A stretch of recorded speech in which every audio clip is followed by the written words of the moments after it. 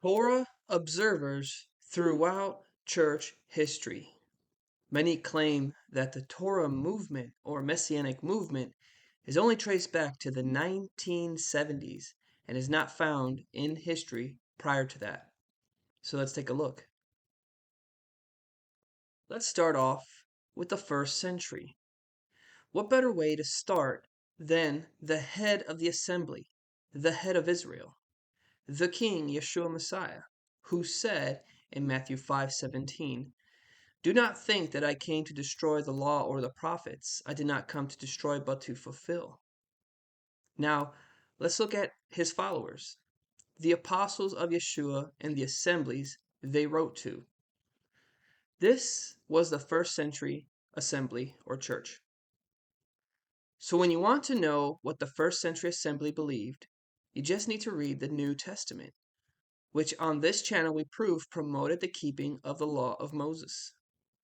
The apostles told the new Gentile believers in Yeshua to abstain from pagan worship and to start attending the synagogues on the Sabbath. To do what? To hear and learn the law of Moses. Acts 15, verse 20 and 21. Quote, "But should write to them to abstain from the things polluted by idols." Verse 21. "For from ancient generations Moses, that is the law, has had in every city those who proclaim him, for he is read every Sabbath in the synagogues." So in other words, they just need to abstain from abominable pagan worship in order to join the weekly Sabbath service, and from there they will hear and learn the rest of the law in the synagogues. Moving on from the first century on to the fourth century.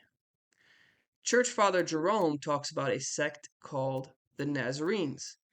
These were Jewish Christians, Jews who kept the law of Moses while accepting and following Yeshua as Messiah. They are recorded to be around up until the 4th century. Jerome says this about them, quote, "The Nazarenes who accept Christ in such a way that they do not cease to observe the old law," unquote. There is also a sect of believers within this time frame known as the Ebionites. They also kept the law and followed Yeshua. So far, we see that nearly the first 500 years of what is known as church history has signs of those who kept Torah and followed Yeshua. Moving on to the church councils. We see many book burnings done by the mainstream Orthodox Church, and thus we mostly can see Torah observance by simply reading the councils and their decrees, which condemn the keeping of the law of Moses, which would only make sense to have an entire council on it if it was something that might have been a problem to them in those days. In other words, people were coming to Torah while following the Jewish Messiah, and the Orthodox Church was trying to end it. For example, the Council of Carthage prohibited the keeping of Torah. The Council of Hippo in 393 prohibited keeping Torah. The Council of Tours in 567 prohibited the use of the Old Testament in services and prohibited the keeping of, quote, Jewish feasts like Passover. Again, why keep prohibiting something that supposedly was never practiced throughout church history? Maybe because people were trying to come back to the truth.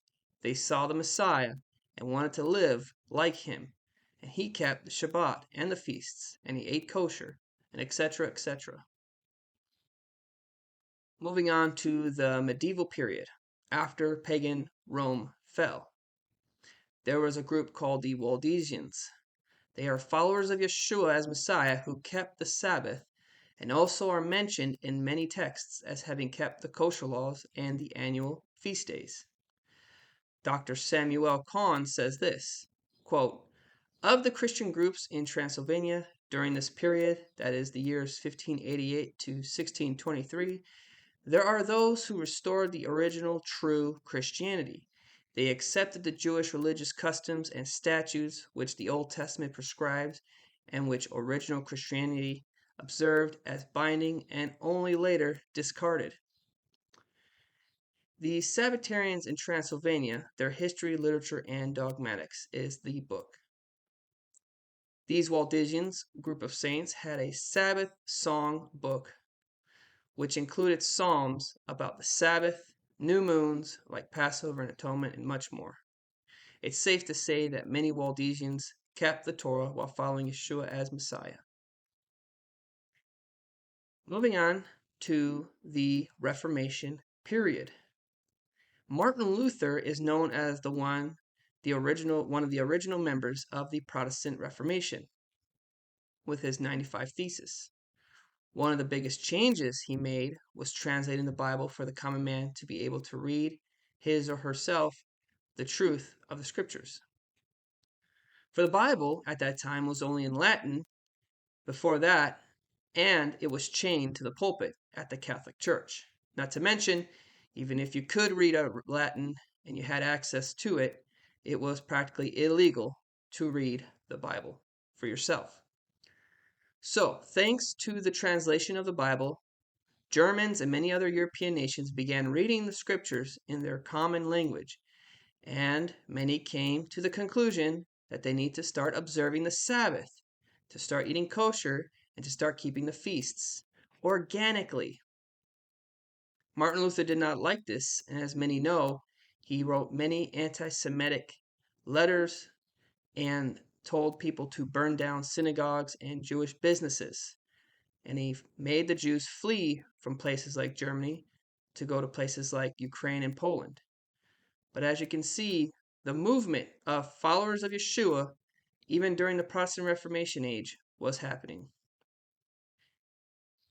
Then we go on to the 1800s. We have a movement called the Hebrew Christian Movement, which by the 1970s, the Hebrew Christian Movement became an official organization as the Messianic Movement or Messianic Judaism.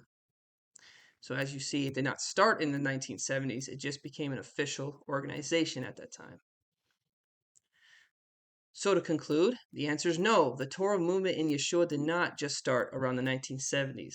Torah observers who follow Yeshua as Messiah have always been around despite the rhetoric and claims. And when people are given the chance to read the Bible for themselves without any church indoctrination, they conclude many times to keep the Sabbath, eat kosher, and get back to keeping the Hebrew feast days, Leviticus 23. The Torah is eternal. The words of our Father shall never pass away.